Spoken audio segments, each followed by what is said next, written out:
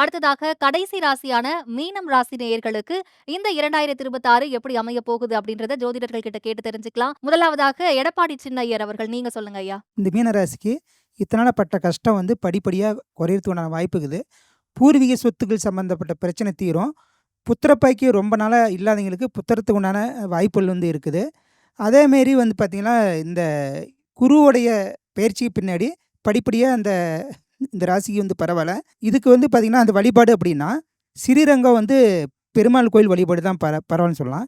எதற்காக அப்படின்னா, எப்பயும் பாம்புக்கு வந்து தண்ணியில் விஷம் வந்து கம்மிதாங்கும் போது அந்த வழிபாடு எடுத்துக்கிட்டாங்க. இந்த மீனராசிக்கு அந்த ஜென்மசனி தாக்கத்திலேருந்து கண்டிப்பாக விடுபடலாம். அடுத்ததாக மணிமுருகேசன் ஐயா, நீங்க சொல்லுங்க. மீனராசி நேர்களை பொறுத்தவரையிலும் சிந்தனைகளில் சின்ன சின்ன குழப்பங்கள் ஏற்படுறதுக்கான காலகட்டங்களாக இருக்குது. அதே சமயத்தில் ரொம்ப சுபிட்சமான ஒரு காலகட்டம் தான் இது. அடுத்தது தோப்பு கரணங்கள் போட்டாங்கன்னா தொந்தரவுகள்லேருந்து நீட்டு வெளியில் வந்துடலாம். தோப்பு கரணங்கள் போடுறதுனால ரொம்ப ரொம்ப சிறப்புகள் உண்டாகும். ஆஞ்சநேயர் வழிபாடும் விநாயகர் பெருமான் வழிபாடும் எடுத்துக்கிறது ரொம்ப ரொம்ப அவசியம். அதே சமயத்தில் குழந்தைகள் விஷயத்தில் ரொம்ப கவனமாக இருக்கணும். சின்ன விஷயமாக இருந்தாலும் குழந்தைகளோட நடவடிக்கைகள் நீங்கள் கவனமாக இருந்தீங்க அப்படின்னா மீனராசிக்காரங்களை பொறுத்தவரை எந்த விதமான தொந்தரவுகளும் இல்லை. மிக சிறப்பா சொன்னீங்க. அடுத்ததாக சுகன்யா அம்மா, நீங்க சொல்லுங்க. மீனராசி நேயர்களுக்கு வந்து பார்த்தீங்கன்னா, இந்த வருஷம் கல்யாணம் ஆகாதவங்களுக்கு கல்யாணம் நடக்கும். அதே மாதிரி இடமாற்றம்ன்றது ஜூன் மாதத்துக்கு அப்புறம் அவங்களுக்கு இடமாற்றம்ன்றது இருக்கும். இன்னொன்று வந்து பார்த்தீங்கன்னா, அவங்க நிறைய வந்து ஒரு குழப்பத்தில் இருப்பாங்க. நம்ம ஏன் இப்படி இருக்கோம், இந்த ஃப்யூச்சர் எப்படி இருக்கும், இதெல்லாம் எப்படி சமாளிக்கிறது என்ற ஒரு சூழ்நிலை அவங்களுக்கு வந்து குழம்பி போயிட்டே இருப்பாங்க. அதை பற்றி அவங்க கவலைப்பட வேண்டிய அவசியம் இல்லை. காஞ்சி காமாட்சியோட வழிபாடும் பண்ணாங்கன்னா அவங்களுக்கு மிக சிறப்பு. அதே மாதிரி ஆஞ்சநேயருக்கு வந்து 11 சுற்று சுற்றிட்டு 11 விளக்கு போட்டாங்கன்னா இவங்களுக்கு மீனராசிக்காரங்களுக்கு ரொம்ப நல்லாயிருக்கும். அதே மாதிரி இவங்களுக்கு வந்து பூர்வீக சொத்து பிரச்சனைகள் வந்து வரும் வராதுன்ற மாதிரி இருக்கும். ஆனால் பூர்வீக சொத்து மூலியமா இவங்களுக்கு தன லாபம்ன்றது நிச்சயமாக கிடைக்கும். இப்போ வந்து மீன ராசிக்கான பலன்களை நம்ம ஜோதிடர்கள் சொல்ல கேட்டோம். அடுத்ததா ஜோதிட வல்லுநர்கள் கிட்ட கேட்கலாம். சின்ன சேலம் கமாண்டோ கண்ணன் அவர்கள், நீங்க சொல்லுங்க, இந்த மீனம் ராசிக்கான பலன்கள் என்ன? மீனராசிக்கு வந்து ஜென்ம சனி ஓடிட்டு இருக்குது. 7.5 சனியில் ஜென்ம சனி அதுவும் ஓடிட்டு இருக்குது.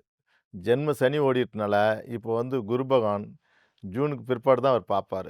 அன்ன வரலையும் கொஞ்சம் கஷ்டமான காலம்தான் இவருக்கு.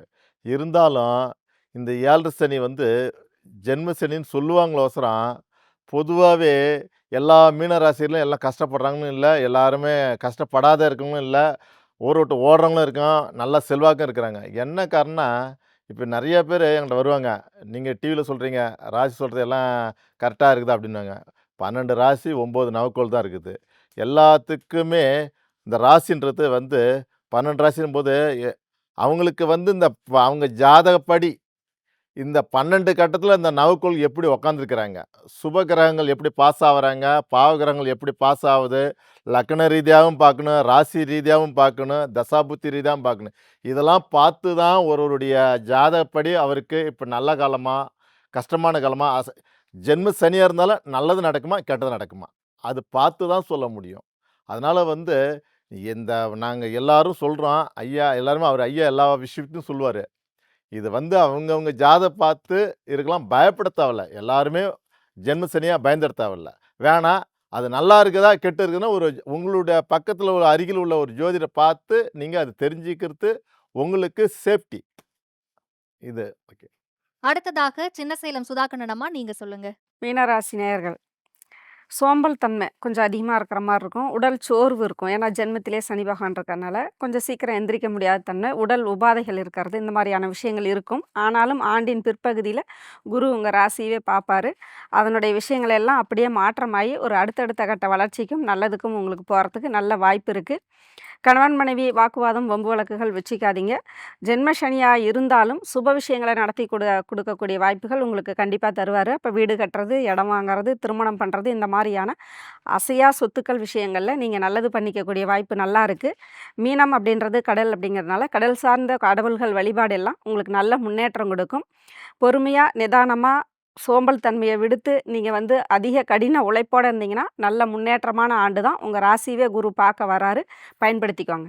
அடுத்ததாக நல்வாழ்க்கை ஜோதிடர் முகுந்தன் முரளி ஐயா கிட்ட கேட்கலாம். ஐயா, நீங்க சொல்லுங்க. பொறுமையும் அமைதியும் எண்ணம் கொண்ட மீனராசி நேயர்களே, உங்கள் ராசியில தான் சனி பகவான் இருக்கிறாரு. ஆனா இருந்தாலும் 7 சனி நடக்கிறனால பெருசா பயந்துக்கலாம் வேண்டாம். உங்களோட கடினமான முயற்சியின் மூலமா பல வெற்றிகள் உங்களுக்கு காத்துக் கொண்டு இருக்கின்றது. இந்த திட்டமிடுதல் அப்படின்ற ஒரு விஷயத்த மட்டும் கொஞ்சம் கவனம் செலுத்தினீங்கன்னா, அதாவது அடுத்தது நாம என்ன பண்ண போறோம் அப்படின்றது முன்கூட்டியே திட்டமிடுதல் வைத்துக் கொள்ள வேண்டும். இந்த ப்ராஜெக்ட் ஒதுக்குற மாரி வந்து பார்த்தீங்கன்னா, எல்லா வகையான திட்டங்கள முன்கூட்டியே திட்டமிடுத்தீங்க அப்படின்னா, பல வகையான ஒரு மாற்றத்த வளர்ச்சியில உங்களுக்கு காத்துக் கொண்டு இருக்கின்றது. விவசாயத்தில் இருப்பவர்களுக்கு கடினமான உழைப்பின் மூலமாக நிறைய வளர்ச்சிகள், முன்னேற்றங்கள் ஏற்படுத்தி கொடுக்கும்.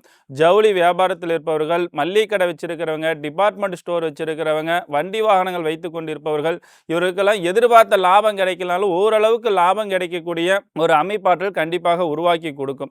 இந்த மீனராசிக்காரர்களை பொறுத்த வரைக்கும் உங்களோட உடல் ஆரோக்கியத்தில் மட்டும் கொஞ்சம் கவனமாக இருக்கணும். அதேமாரி கோபத்தினால வார்த்தைகள் ரொம்ப ரொம்ப கவனமாக இருக்கணும். இடம் பொருள் ஏவல் தெரிந்து எந்த இடத்துல எதை பேச வேண்டும், எந்த இடத்துல எதை பேசக்கூடாதுன்றதை உணர்ந்து புரிஞ்சு பேசிக்கொண்டீர்கள் என்றால் உறவுகள் பகையாகாமல் நட்புகள் பலப்படுத்தி கொடுக்கும். இந்த ஆண்டு உங்களுக்கு சிறப்பான ஒரு முன்னேற்றங்கள் ஏற்படுத்தி கொடுக்க வேண்டும் என்றால் உங்களோட குலதெய்வ வழிபாடு மிகப்பெரிய ஒரு வளர்ச்சிகளும் முன்னேற்றத்தை ஏற்படுத்தி கொடுக்கும். மிக சிறப்பா சொன்னீங்க ஐயா. அடுத்ததாக ஸ்ரீரங்கம் கார்த்திகேயன் ஐயா, நீங்க சொல்லுங்க. இது மீனராசி கொஞ்சம் வேற மாதிரி சொல்லுவோம். இந்த ருத்ரான்னு ஒரு படம் பாக்யராஜ் சாரோடது. அதில் வந்து அவர் பஃபூன் வேஷம் போட்டுட்டு ஒரு பேங்கை கொள்ளையடிக்க போவார். எல்லாம் கேட்பாங்க, சிரிப்பாங்க ஃபஸ்ட்டு. இந்த மீனராசினரை பார்த்து இந்த ஒரு வருஷத்தில் எல்லாரும் நகைத்திருப்பாங்க. இவன் கடங்காரன், இவன் வீணாக போனவன், இவன் தேரல, இவன் உருப்படலை, நீ நான் போய் இதெல்லாம் பண்ண போகிற, சிச்சி சிச்சி அப்படின்னு கிண்டல் பண்ணியிருப்பாங்க. கடைசியில் தான் தெரியும் பேங்கை கொள்ளையடிக்க போகிறதே யார் அப்படின்னா இந்த மீனராசி நேயர்கள் தான். என்ன தான் கொள்ளையடித்தாலும் அவச்சொல்லுடன் கூடிய ராஜயோகம் அப்படிங்கிறது மீனராசி நேயர்களுக்காக உண்டு. என்னது அவச்சொல்லுடன் கூடிய ராஜயோகம்? ஒரு பழிச்சொல் அப்படிங்கிறது இருந்துக்கிட்டு தான் இருக்கும், ஒரு அவச்சொல் அப்படிங்கிறது இருந்துக்கிட்டு தான் இருக்கும். உடல் நலத்தில் இந்த ஸ்ட்ரெஸ்ஸு சார் தூக்கம் இல்லை சார், அது எங்கே சார் இருக்குது அப்படின்னு அந்த புலம்பல் அப்படிங்கிறதும் மீனராசி நேயர்களுக்காக இருக்கும். உடல் நலத்தில் ஒரு சின்ன குறைபாடு அப்படிங்கிறதையும் கடந்து வர வேண்டிய ஒரு தருணம் மீனராசி நேயர்களுக்காக உண்டு. உக்ர தெய்வங்களோட வழிபாடு காளி, வாராகி, சூலினி, நீலி இது போன்ற உக்ர பெண் தெய்வங்களோட வழிபாடு. கொல்லிமலையில் இருக்க 8 கை காளி அம்மனோட பிரார்த்தனை, தேங்காய், வாழைப்பழம், பூ, பழம், இன்னும் என்னென்ன அந்த அம்பாளுக்கு நீங்கள் நிவேதனமாக கொடுக்க முடியுமோ கொடுத்து அம்மான அந்த உக்ரமான பெண் தெய்வத்தை பிரார்த்தனை பண்ணி பாருங்கள். அந்த அவச்சொல்லுடன் வெளியில் வரக்கூடிய அமைப்பு மீனராசி நேயர்களுக்காக உண்டு. ஆனால் கண்டிப்பாக கொள்ளையடிக்க போகிறது நீங்கள் தான், மனசையும் கொள்ளையடிப்பீங்க. ரொம்ப அழகா சொன்னீங்க ஐயா. கடைசியா யதார்த்த ஜோதிடர் செல்வி ஐயா கிட்ட கேட்போம். ஐயா நீங்க சொல்லுங்க, மீனராசிக்காரர்களுக்கு இந்த ஆண்டு எப்படி இருக்கும்? மீனராசின்றாலே அந்த ஜென்ம சனி இப்போ இருக்குது. ஆக்சுவலாக உங்களுக்கு வந்து ராசிநாதன் வந்து பார்த்திங்கன்னா குரு தான் உங்கள் அதிபதி. அவர் இந்த வருஷத்தில் உச்சமாக போகிறார். ஸோ நீங்கள் பயங்கர பலமாக போகிறீங்க. ஸோ ரொம்ப அழட்டிக்காமல் இருந்தீங்கன்னா நல்லது. உடற்பயிற்சி தான், சனின்னாவே உடற்பயிற்சி தான். உடற்பயிற்சி செய்யாத சனியை வந்து வெளியிலேருந்து நீங்கள் மீளவே முடியாது. அதனால் அதை மட்டும் கண்டிப்பாக செய்கிறீங்க. சாப்பிட்றீங்களோ இல்லையோ உடற்பயிற்சி முக்கியத்துவம் கொடுங்க. தொழில் விஷயத்தில் ஏற்றங்கள் காணப்படும். வேற்றுமொழி மனிதர்களால் அதிகம் ஆதாயம் பெறுவீர்கள். அதிகமாக கடல் கடந்த பயணத்தை மேற்கொள்ளக்கூடிய ராசியில் யார் வரும்னா மீனம் வரும். தெய்வ திருப்பணிகள் அதிகமாக செய்வீர்கள். தெய்வ காரியத்திற்கு அதிகமாக ஈடுபாடு, மகான்கள் தரிசனம், ஆசீர்வாதமாக ஏற்படும். ஜோதிடம் பயில்வது, ஞான மார்க்கம் பயில்வதெல்லாம் ஏற்படும். வேதத்தை பயில்வதெல்லாம் ஏற்படும். மந்திரங்கள் கேட்டால் நல்லா இருக்குமே தோணும். விநாயகர் வழிபாடு, அனுமன் வழிபாடு, நரசிம்மர் வழிபாடு போன்ற தெய்வ வழிபாடுகள் உங்களை மேன்மைப்படுத்தும். வண்டி வாகனத்தில் வித்தைகள் வேண்டாம். இளம் வயதை சார்ந்த மீனராசிக்காரர்கள் சிறிது தேக ஆரோக்கியத்திலும் வாகனத்திலும் அதீத கவனமாக இருக்கணும். கணவன் மனைவி சாதாரண சண்டை கோர்ட்டு வரைக்கும் போய்விடும். குடும்பத்தில் அந்நியர் தலையீடு, பிறர் குடும்ப விஷயத்தில் உங்களுடைய தலையீடு கூடவே கூடாது. கண்டிப்பாக பார்த்து கொள்ளுங்கள். காதல் அமைப்பில் யாரையாவது அமைச்சு பஞ்சாயத்து பண்ணீர்கள் என்றால் பஞ்சாயத்து பண்ணவர்களுடன் நீங்கள் போய் கெஞ்ச வேண்டியதாகிடும். அதனால் அந்த விஷயத்தில் ரொம்ப கவனமாக இருங்கள். மீனராசிக்காரர்களுக்கு அற்புதமான ஆண்டு. ஏனென்றால் உங்கள் ராசிநாதன் மே மாதத்துக்கு பிறகு உச்சம் பெறப் போகிறார். பெரிய அளவு பலம் உங்களையும் பார்க்க போகிறார். சுபகாரிய தடைகள் எல்லாம் டக்கென்று நிவர்த்தி, தொழிலில் ஏற்றம், அனுகூலம், வண்டி வாகன மாற்றங்கள் அனுகூலம் என்று விசேஷத்தை தரும். ஜென்மசனி என்று நீங்களே ஜோதிடம் சொல்லிக்கொண்டு பயப்படாதீர்கள். அற்புதமான காலகட்டத்தை ஏற்படுத்தி கொடுக்கும் 2026ஆம் ஆண்டு மீனராசிக்காரர்களுக்கு.